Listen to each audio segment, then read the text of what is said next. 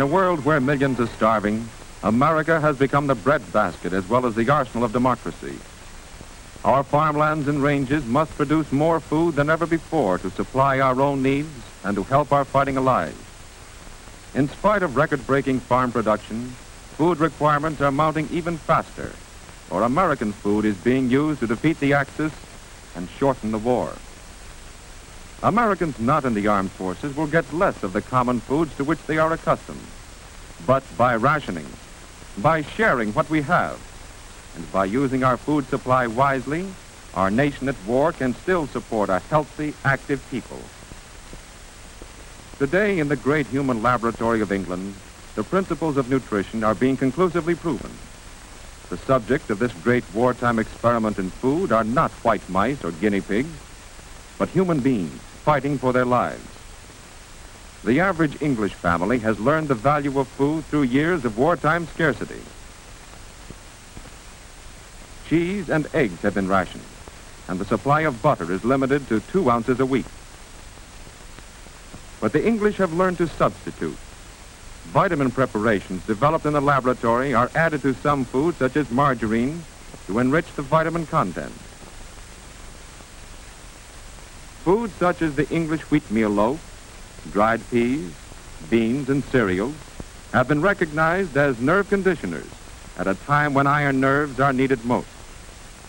Vitamin B foods supply physical energy not only for those in combat duties, but also for English industrial workers who are turning out the weapons of war with the enemy only 20 miles away. Desk workers, also under strain, need energy foods too. Vitamin D foods such as margarine, herring, and sardines are widely used by adults in England. Cod liver oil and milk are distributed in special rations for children only. Imported fruits and vegetables are seldom seen in English markets, but fresh vegetables are grown in victory gardens everywhere.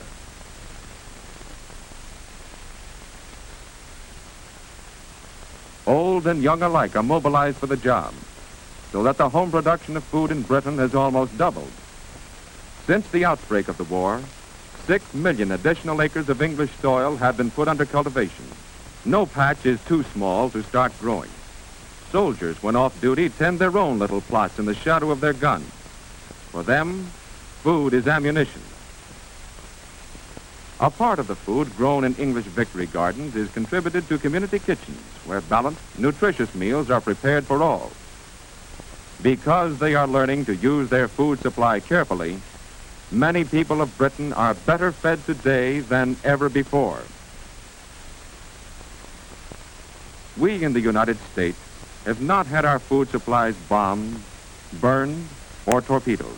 Yet, many Americans are starving not for lack of food, but because of poor eating habits. In this restaurant, patrons could order nutritious food, but too many don't. Same today, miss? Yeah, I guess so. Draw 1, 2 sinkers. Too many people eat the same kind of foods every day. Eat without pleasure, without variety, as a matter of routine. Quick lunches are the order of the day, and most of these are inadequate. Malnutrition, resulting from habitual poor diet, saps the strength of American manpower. Inefficiency results. In many cases, production has been slowed down because of layoffs and illness among workers who lack the physical stamina that good foods can build. A large proportion of defense workers suffer from unsuspected physical defects associated directly or indirectly with malnutrition. The strain of long, hard hours of work has increased the number of breakdowns. In Army induction centers all over the nation, examining doctors found rejectees starved for the foods to give them the steady nerve, the clear eye, the strength of bone and muscle to fight and win a war. Today, through the work of government and other agencies, millions of American workers are learning the simple facts of proper diet in a nationwide nutrition program. Dr. Thomas Parent, Surgeon General of the United States Public Health Service.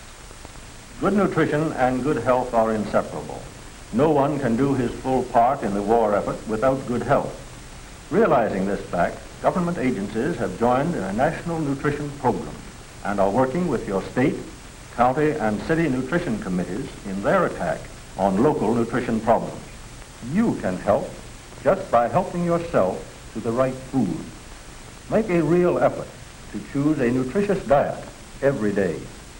To do this, every citizen should have a down-to-earth working knowledge of modern nutrition.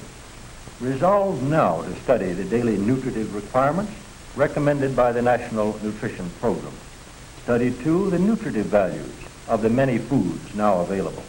You can be well nourished by planning your daily diet carefully, by using wisely the many nutritious unrationed foods, and by using your full share of ration foods. Every one of us must do this, for today we have no choice. War demands that no one waste food.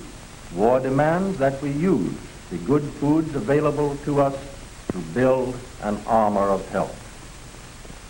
Appetite alone is not a safe guide to good nutrition.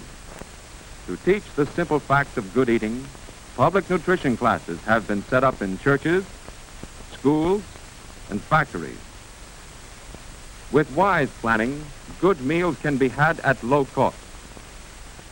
American women are learning how to prepare foods with greatest economy, with least waste of vitamin content, and how to substitute the foods we have for the foods we can't get. Above all, experts on food emphasize the importance of balanced diet, in which variety is essential.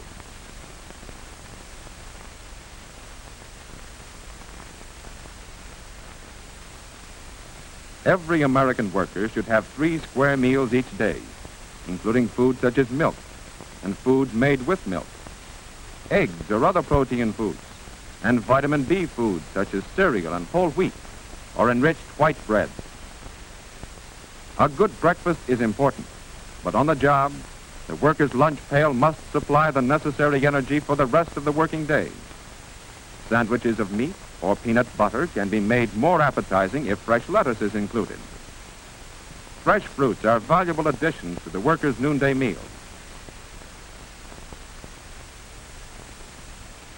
In the evening, chicken, fish, liver, or sweetbreads are excellent main dishes, with green leafy salad and cooked vegetables such as peas or carrots. Milk, fruits, and vegetables are basic protective foods for Americans working longer, harder hours in offices and factories. To keep up health and morale, many war plants have set up central food kitchens to prepare appetizing, nutritious meals for the men who build the ships and make the guns. Whole wheat and enriched white bread are used in sandwiches with cheese, peanut butter, and different kinds of meat. The average worker needs twice as much green vegetables and fruits as he now consumes. So on the menu of most kitchens are vegetables such as carrots, spinach, cauliflower, and lima beans, and other inexpensive and often overlooked dishes such as squash, parsnips, and hot soups and stews, rich in many food essentials. Good foods can increase the worker's efficiency on the job, reduce accidents, waste, and absenteeism due to inadequate diet. The men of our armed forces eat 1/4 more food than they did in civilian life. And in the same way, workers transferring to war jobs from less strenuous work need better food and more of it. At work or at home, in restaurants and cafeterias, in their selection of foods, American workers choose the way to good or to poor health, build or undermine the strength of our nation. Eventual victory in this war may depend on what we eat. And given the national will to do it, we can build here in America a tougher, more vigorous nation. A nation with better morale and greater strength of mind than the world has ever known. Food can build a new America.